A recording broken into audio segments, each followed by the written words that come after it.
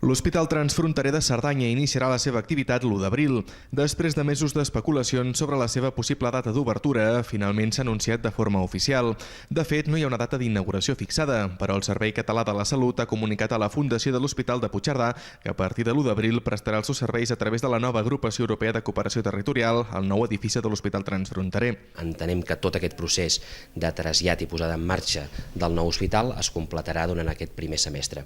Concretament, el CatSalut ja ens ha notificat que es preveu que a partir del 31 de març l'activitat d'hospitalització d'aguts i l'atenció especialitzada es traslladi al nou hospital, per tant fins al 31 de març es prestaria a l'edifici actual, a partir de l'1 d'abril en el nou hospital.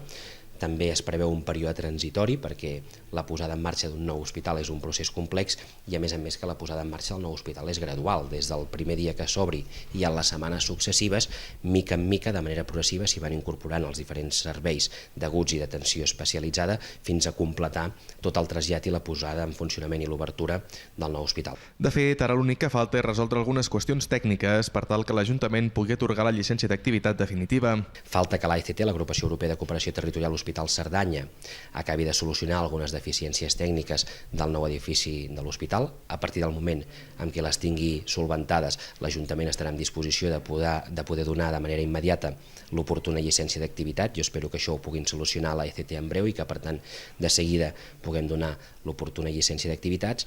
Tal com es va comprometre en campanya electoral l'actual equip de govern, el servei d'atenció primària no es traslladarà al nou hospital transfronterer, sinó que es mantindrà l'edifici actual, al centre de la vila. El nou hospital donarà servei als ciutadans i als segons residents de l'Alta, la Baixa Cerdanya i el Capcir.